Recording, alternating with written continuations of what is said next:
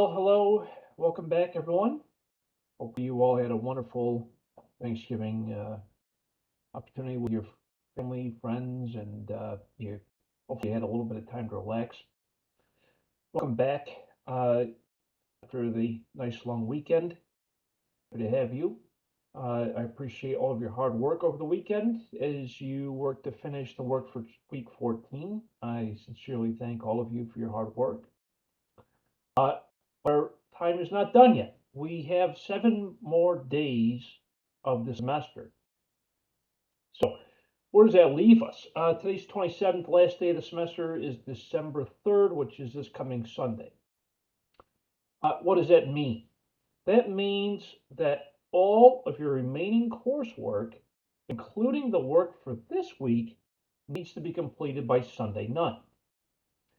You cannot accept any work except for the final. That's Sunday night. Okay. This is the last week of this course and of the semester. The semester ends on Sunday. That means that if you have any remaining work, whether it's past due or current, you must have it submitted by Sunday night. I cannot and will not accept any classwork past this Sunday night. Hopefully I'm being very clear in this. So if you just happen to have missed, I don't know, maybe you're a couple days late with work that was due yesterday, it needs to be completed by Sunday night, period.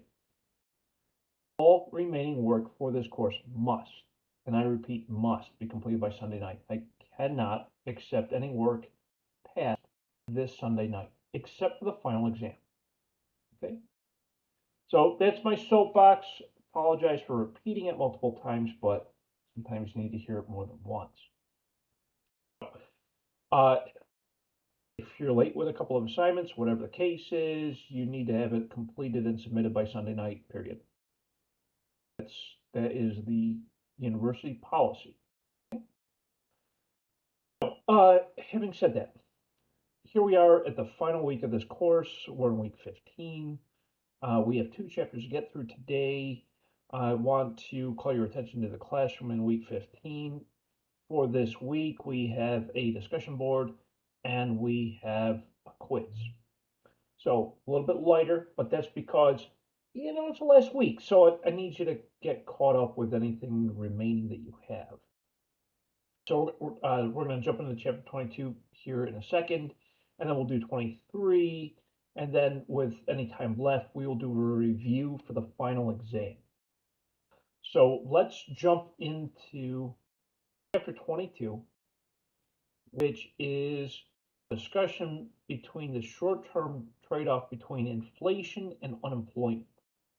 Now, I'm going to, as I switch gears here, I am going to preface a little bit of information about this chapter because what we're experiencing today in 2023 is substantially different than what we experienced in previous years. Right now we have inflation and very low unemployment, okay? That is not usual. Okay? Very unusual to have inflation with low unemployment. That is not the norm, okay? So as the reason why I say that is because in this chapter, it will continue to say that inflation and unemployment are very closely correlated. Higher inflation, higher unemployment. That's what it normally used to be like. But times have changed.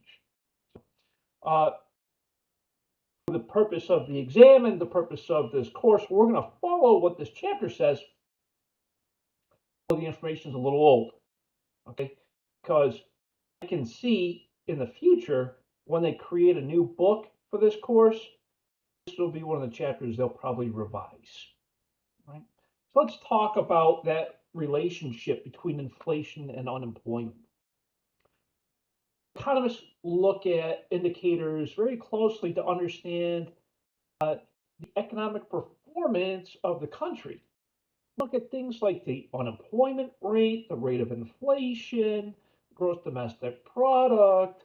Uh, these indicators tell us how well the country is doing overall. In the past, as I had mentioned, inflation and unemployment are very closely related. When inflation goes up, unemployment normally goes up. Related, typically. So, with that relationship, that's what normally happens. Inflation goes up, unemployment goes up.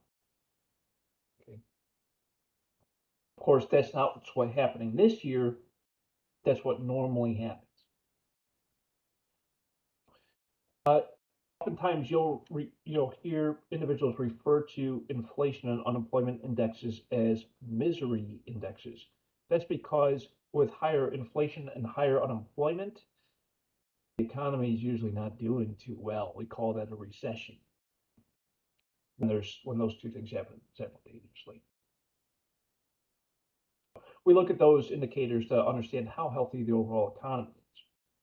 We can see this relationship between inflation and unemployment in the Phillips curve.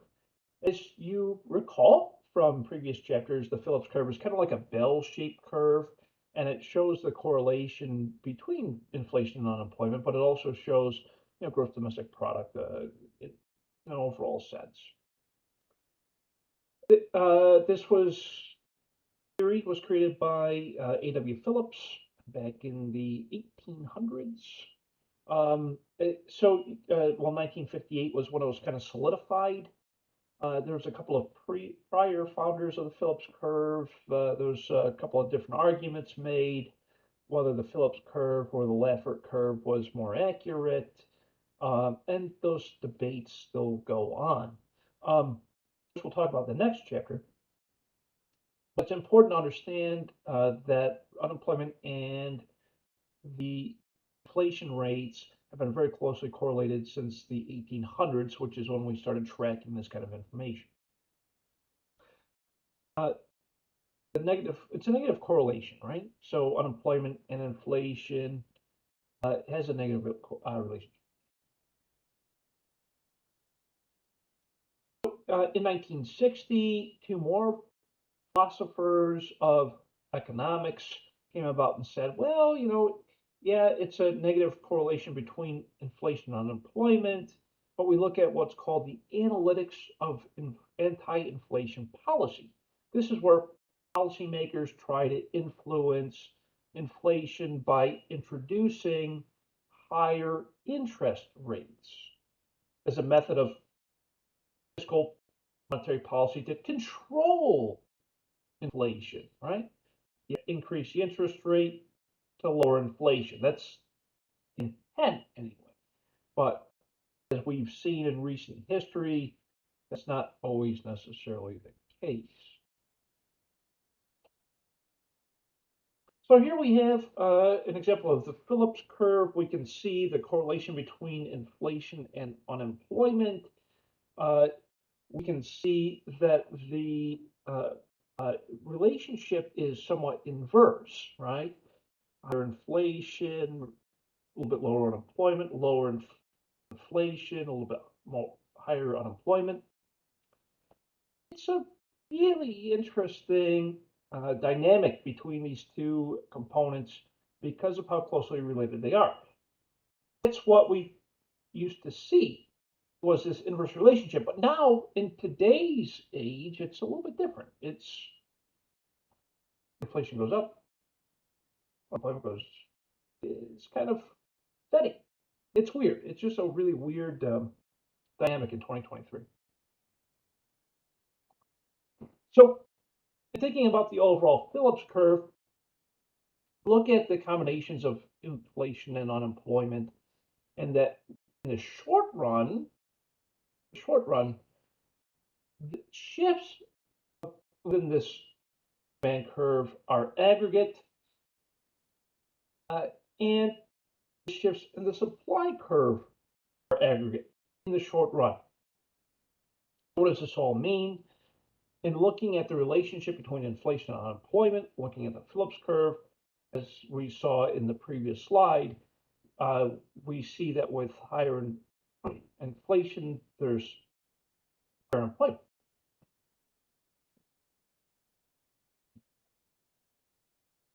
So when there's an increase in the aggregate demand in the short run, we see, of course, greater output, which means that there are more manufacturing of goods and services. There's a higher price points to charge higher prices. A lot of that is related to, of course, higher inflation, and there is lower unemployment. So some could say that a little bit of inflation is a good thing because it oftentimes says that we have lower unemployment. Some truth to that. It's a little bit different now, I think. When it comes to lower aggregate demand, we see lower output, lower prices, which in turn also means that there's higher unemployment and lower inflation. So, way to think about this is that with higher inflation, there's lower unemployment. Okay, with lower inflation, there's higher unemployment. That was the norm. That used to be the norm. Again, in today's day and age, they're more closely related. Okay?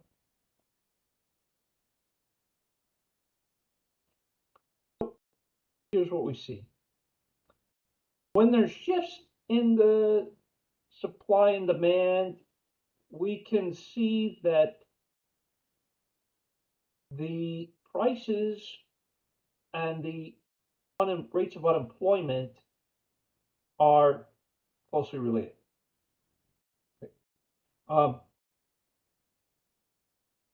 Higher prices, lower unemployment. Lower prices, higher unemployment. That's the relationship when it comes to supply and demand as it relates to inflation.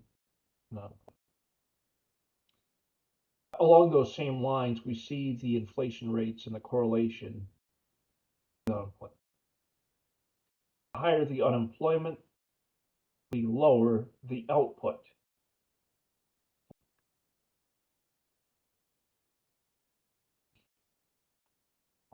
So that's all short run. Short run, as you recall, is in the short amount of time, a year or less, typically. In the long run, a year or more, this curve is vertical. Unemployment rates usually hover around what we call their natural rate of unemployment. Natural rate of unemployment, as we learned in previous chapters, previous weeks, natural rate of unemployment is what you would consider the normal rate of unemployment. This includes individuals that are transitioning jobs, transitioning fields, students, individuals staying at home. All of those individuals are included in the natural rate of unemployment. Unemployment does not depend on the growth of money or inflation in the long run. Unemployment in the long run is an independent variable. It does not depend on inflation in the long run. In the short run, it does.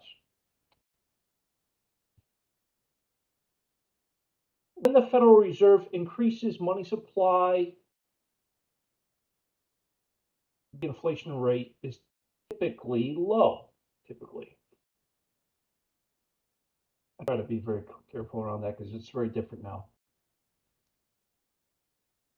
Unemployment maintains its natural rate in the long run. When the Federal Reserve increases the money supply quickly, inflation goes up. unemployment remains the same in its natural rate. So in the long run, unemployment and inflation are not correlated. Okay. In the short run, they are. You'll also notice when the money supply goes up slowly, inflation rate stays low. When a lot of money goes into the system quickly, inflation rates go up. We saw that happen in 2020. Okay? When the government started issuing stimulus checks to every household during the beginnings of the pandemic, it raised inflation because the government was introducing more money into the system at a quick rate. So if you're ever wondering where did inflation come from for the past 3 years, because the government gave money to everyone. You might think that that's nice. Paying for it now. So interest rates.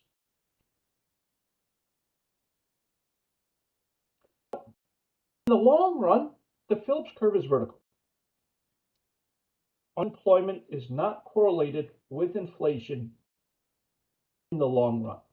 In the short run, it is. Also, in the long run, we look at the idea that we have what we call money neutrality. Money neutrality, monetary neutrality. This idea of monetary neutrality says that regardless of the inputs and outputs,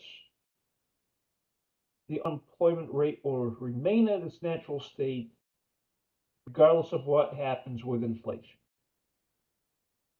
Monetary neutrality. The word neutrality means it's neutral. It doesn't favor one or the other. So that's the long run. That's why we have the vertical curve. When there's increases in the money supply in the long run, we see a shift in aggregate demand to the right. When there's a shift in the aggregate demand curve to the right, we see an increase in overall prices, and we see that the output levels of production are at their natural level. In other words, GDP is at its in its normal state. We also see slight increases in inflation over time, and unemployment remains at its natural state. Long run. Remember, long run, no correlation between inflation and unemployment. In the short run, there is.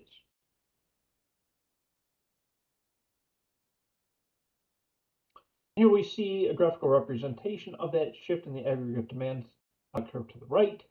We see that they're representative of an increase in prices, and its natural output, which is the unemployment rate, is long run.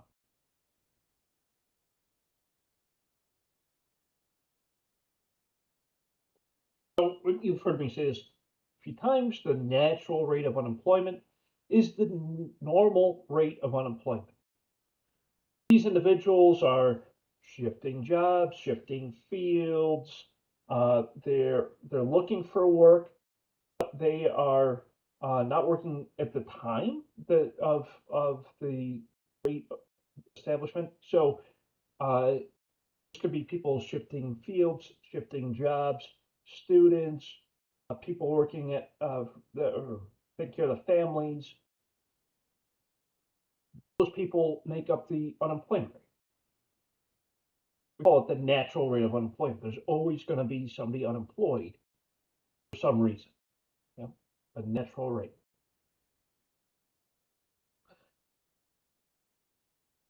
So natural meaning it's supposed to be there. When it comes to labor market policies, these policies are set in order to affect the natural rate of unemployment. The idea is that we want to reduce the natural rate of unemployment. And when policymakers institute new policies, help drive the natural rate of unemployment down, we see a shift in the Phillips curve. So this shift in the Phillips curve shifts it to the left. Supply shifts to the right.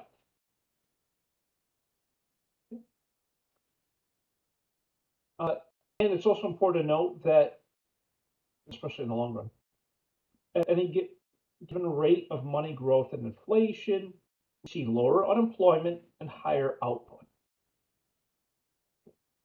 Lower employment, higher output. This means individuals are working more efficiently.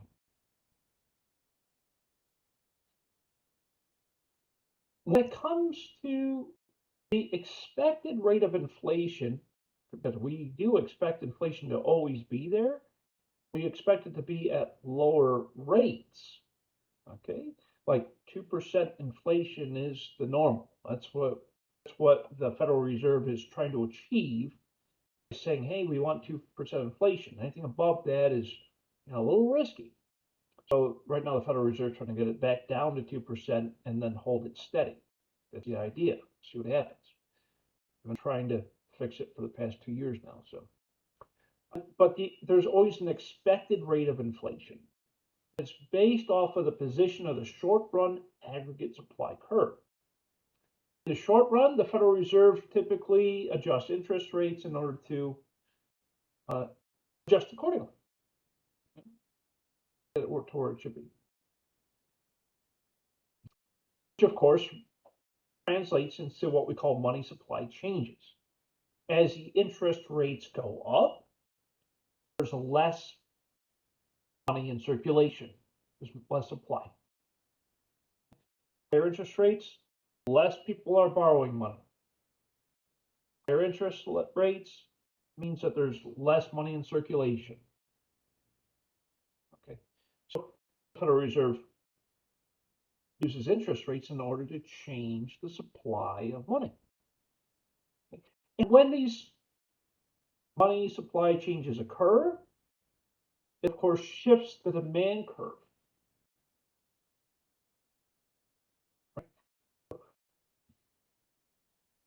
This also relates to unexpected changes in the output and prices and unemployment and inflation.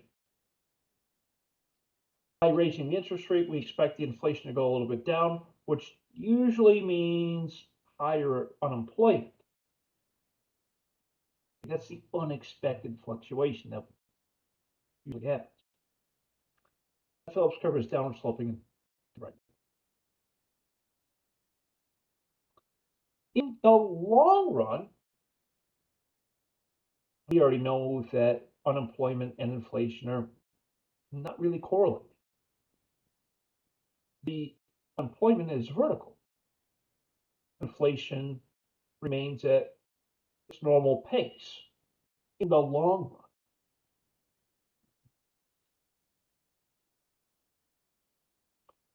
And in the long run, the demand curve shifts along the vertical supply curve. Remember, the supply curve meaning the unemployment curve. And the shift, the money supply, is representative of inflation. In the long run, there's normally not fluctuations in the output and unemployment rates. Unemployment is said to be at its natural rate in the long run. That's why it's vertical. So, of course, there's a formula to calculate the unemployment rate. Take the natural rate of unemployment, subtract A times actual inflation minus expected inflation. A, the variable A, is a parameter that measures how much unemployment responds to unexpected inflation. A little complex, this formula. A is representative of the variable. That's times actual inflation minus expected inflation. Remember the PEMDAS, right? The order of operations. So you want to do the ones inside the parentheses first as you're calculating this form. You might see it on the quiz probably.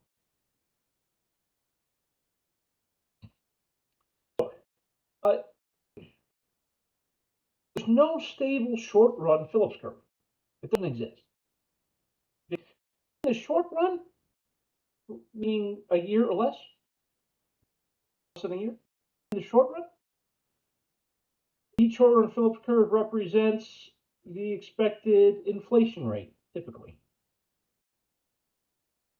The expected inflation rate changes. Goes up, goes down. Like right now, I think the expected inflation rate for December 2023 is somewhere around 3 or 4%. It's still too high. It's supposed to be about 2. But it's in the short run. So we would expect it to go down in January, back down to 2%. But in the short run, expected inflation is all over the place, within a range. But in the long run, it's more stable. So here we have the short run of the Phillips curve. Looking at the inflation, we can see the shifts in the inflation. We can also see the relationship to the long run Phillips curve. As you know, the long run Phillips curve is the natural rate of unemployment, which is vertical line here. See the shift from points A, B, and C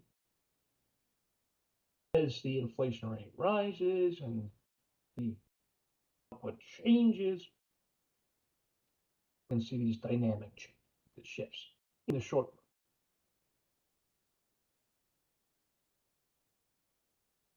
run. In looking at the long run and thinking about what we consider the natural rate of unemployment, we think of this as being steady. In the long run, eventually it returns to its normal state. Okay. Short-term variations in unemployment goes up and goes down every month. In the long run, we expect that volatility to return to its natural state, regardless of what happens with inflation. Remember, long run, employment and inflation are not correlated. In the short run, they are. In the short run, we expect aggregate demand for goods and services to expand based off of fiscal policy, and this happens when the government spending increases. We are seeing some of this right now. So that's a short-term policy, but will not have a long-term effect.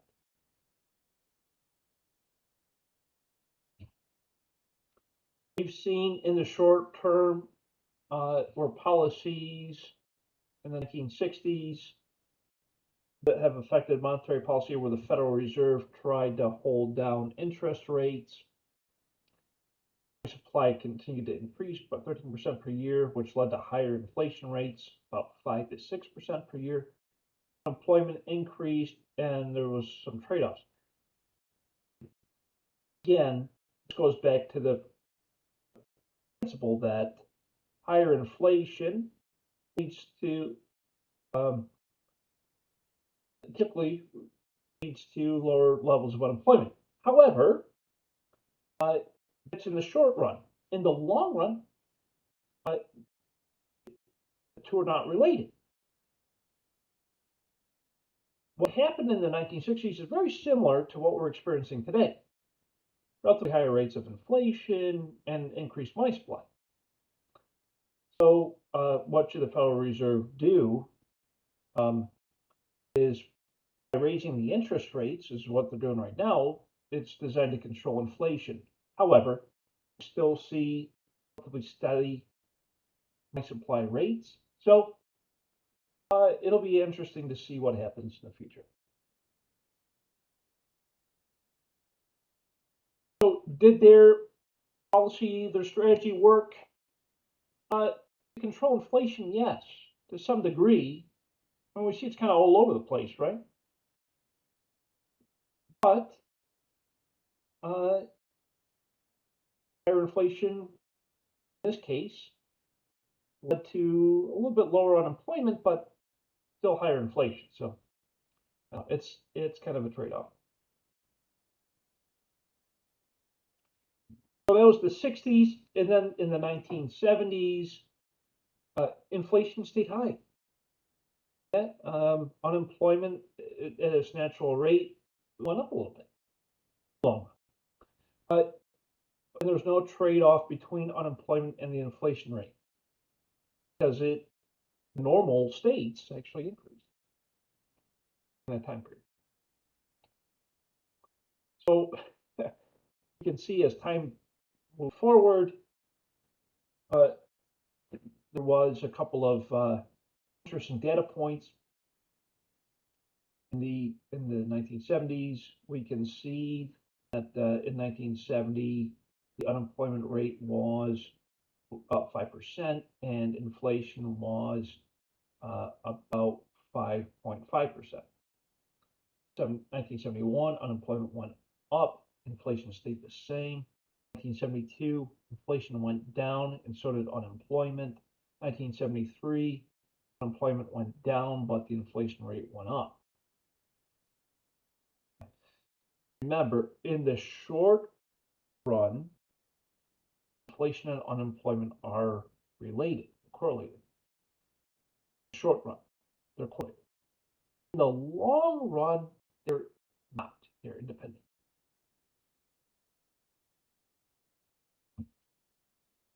So sometimes we see supply shocks, and we recently saw this in 2021 when the federal government did a little bit more stimulus, a little bit more spending, as the world was still being impacted by the pandemic. And so they introduced a lot more supply of money, which led to a supply shock. That's why you look at some graphs from 2020 to 2023, and we see a very steep, sharp shocks in the system. Yeah. So, of course, with the increased supply, it also led to increased costs and increased prices. There's a shift in the aggregate supply curve, and a shift in the Phillips curve. And we've seen this in previous periods of time when there were increased oil prices. At times of increased oil prices, we see a shift in the supply curve to the left, which sometimes leads to what we call stagflation, where there's lower economic output and higher prices. We haven't seen stagflation in a little bit, but I think we're starting to see it a little bit in 2023, but it's not to an alarming rate. The short run Phillips curve shifts to the right, which also indicates higher unemployment and higher inflation at times of stagflation, and that was a concern in previous years, but in today's age, it's a little bit different.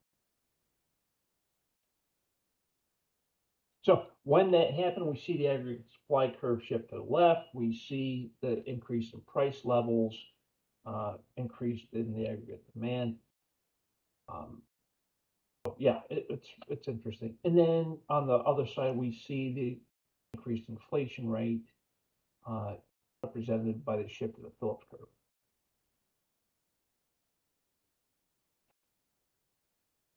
So at the time, 1970s, 1980s, we saw increased oil prices, which led to an increase in pretty much every other price of every good that was available. The short-term Phillips curve, there was a shift to the right. Short term, it would shift back to where it was, but at the time, the government needed to do a couple of things to prop up the economy, so it led to a more permanent shift to the right. During the 1970s and 80s, the Federal Reserve encouraged money growth by things a little bit more into circulation. This led to an increase in the aggregate demand. And of course, this was to counteract the supply shock. But of course, introducing all that extra currency led to inflation. So it marches on. So here we are in the 1980s, and inflation was 9%, close to 10% at times. And as you'll see, in the middle 1980s, it was even higher than that. The 80s were a very difficult time in the United States. So, here's the thing. We can get inflation down, but there's a cost. Yeah. We call this rate, the act of reducing inflation, we call it disinflation. You know, the idea is we're reducing inflation. This also leads to the reduction of the price of goods and services. When the prices go down for goods and services, we call that deflation. Paul Volcker, who at the time was the chairman of the Federal Reserve, I think he was there for at least 10 years. And he helped steer the country during the 1979 oil shocks, where the price of gasoline was extremely high. And of course, OPEC continued to reduce supply, which led to a second oil shock in prices. And there was a time back in this, it was late 60s, early 70s, we had a shortage of gasoline at that time. So the Federal Reserve tried to introduce a policy for disinflation, to reduce inflation, which ultimately reduced prices of oil and got things back to a somewhat natural state. So there's some contradictions going on with monetary supply on a regular basis when it comes to reducing inflation. We look at the aggregate demand in terms of contracts. Contract pricing, here's how I can explain this to you. Contract designates a particular amount of time, particular price, and the delivery of those goods and services during that particular time. Okay, so the way contracts work on the market, especially in the oil market, is that we buy what's called futures. Futures are future production. Okay? And so the way it works is you'll go onto the market and you would say, hey, you know, I want to buy 1 million barrels of oil starting next year, and I want to lock it in at today's price. That's called buying futures. That's a contract. You're saying you're going to buy 1 million barrels of oil at today's price for next year. That's a contract. That's the type of contract we're referring to. Now, of course, when you do that, you run the risk. What if the price of oil goes down next year? You're still locked in at whatever you bought it at, the contract rate. So you see contract, that's oftentimes what we're referring to when it comes to monetary supply, monetary policy. Now, this can work either way, especially when it comes to the demand curve. When it comes to the demand curve for contracts, oftentimes we see higher unemployment and lower inflation. However, in the long run, in the Phillips curve, we see a shift to the left where there's lower inflation and unemployment goes back to its natural state. So, short term, we see volatility. We see lower inflation, higher unemployment.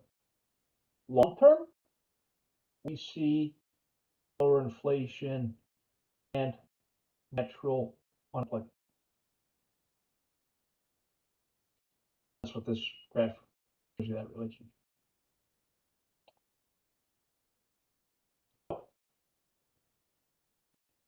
When we reduce inflation, there's a couple of things that we need to consider. And to understand the true cost of reducing inflation, we calculate what's called the sacrifice ratio.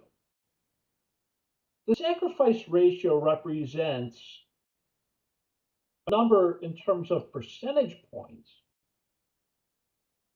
as it relates to the annual output when it comes to reducing inflation by each percentage point. So in order to reduce inflation, we need to raise unemployment.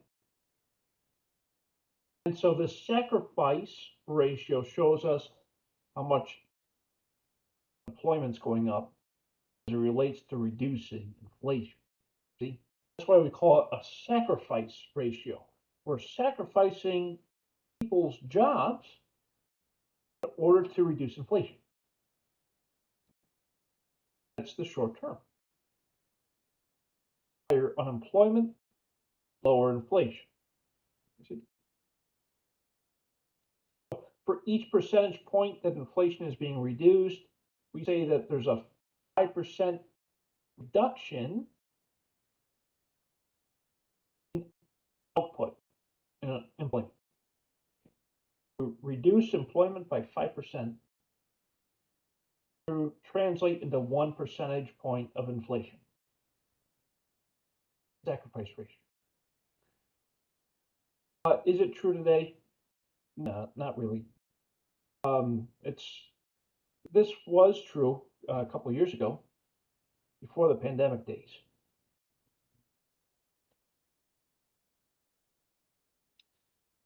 So people like to think optimally.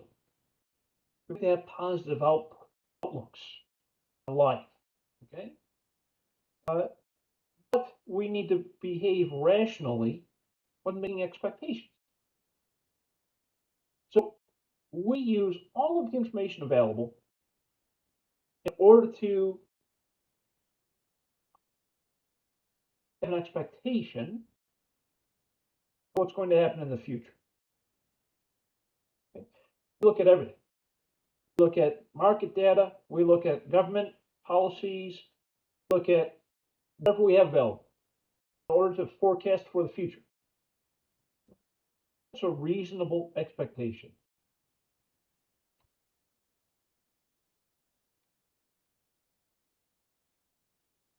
Now, is it possible to reduce inflation without cost to the people that are working? In other words, expectations and smaller sacrifice ratios. Is it possible? Sure. The government needs to introduce policies that encourage lower inflation. How do they do that? People lower their expectations. Phillips supply curve shifts downward. But as you know, when the Phillips curve shifts downward, we see a little bit more unemployment, lower output.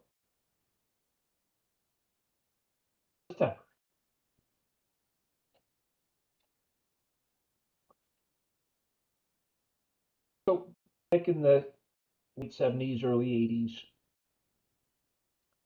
peak inflation was around 10%, which meant the sacrifice ratio was at 5. This reduced inflation, but at a very high cost of unemployment. This also reduced expectations.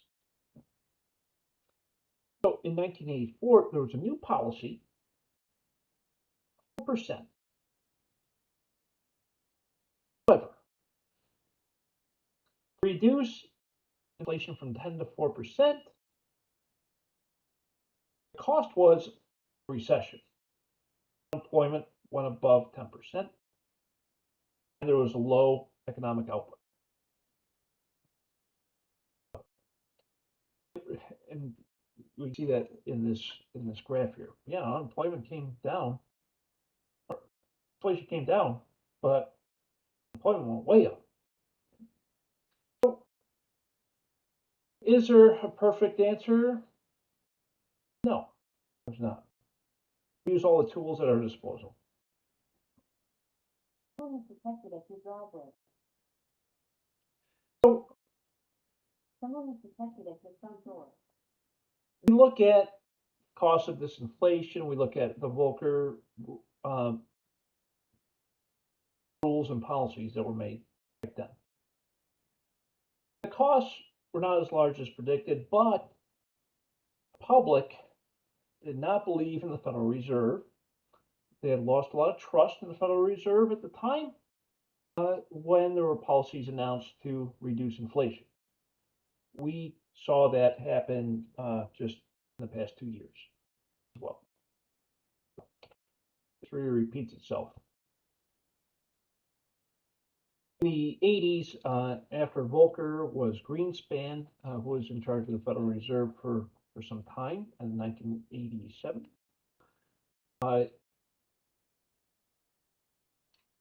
He responded favorably to the supply shock of oil, which led to a reduction of inflation and a reduction of unemployment. So overall, Greenspan did pretty well. In 89 to 90, we had periods of high inflation and low unemployment, which is what we're seeing today.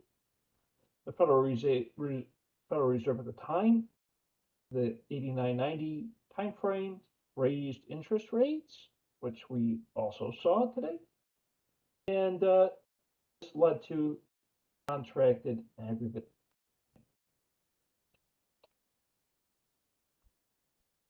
Later in Greenspan's tenure, throughout the 90s, there were times of economic prosperity. The country was looking pretty good until we got to 2001. 2001, we saw periods of recession. Demand was relatively low. Expansionary efforts were somewhat stifled. However, by 2005, unemployment was back to its natural rate. We know what happened after 2005, which was the time of the Great Recession, which started 2008, 2009, as a result of the housing collapse, which led to a decline in household wealth and financial institutions collapsed. It was a difficult time. That Great Recession lasted for quite some time. Almost, and they say it ended. I don't know. I think it was like 2010, 2012, something like that. But we felt the effects for long after that. So financial collapse at the time led to large declines in aggregate demand an increase, a lot of high increases in unemployment. The unemployment went from 5 to 10%. Inflation went from 3% to 1%. In 2015, that was the slow recovery from the Great Recession. Employment eventually made its way back to 5%. The rate of inflation remained between 1 and 2% for a long time. 2018, we had unemployment below 4%, and the inflation rate was at 2.3. So doing pretty well, 2018.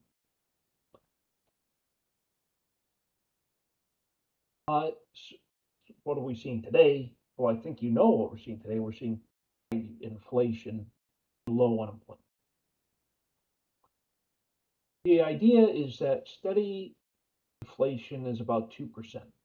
That is the target the Federal Reserve is trying to achieve. 2% inflation is the expectation that we've set for them. And the Federal Reserve is committed to achieving a 2% target rate for inflation. Can we get back to that? Yeah, I think so. But it's going to take a lot of adjustments with interest rates and money supply. Okay. Comments, questions, concerns about inflation and unemployment? Okay. Yeah, you all good? Right. Let's switch gears to the next chapter, and we will wrap up. So please stand by.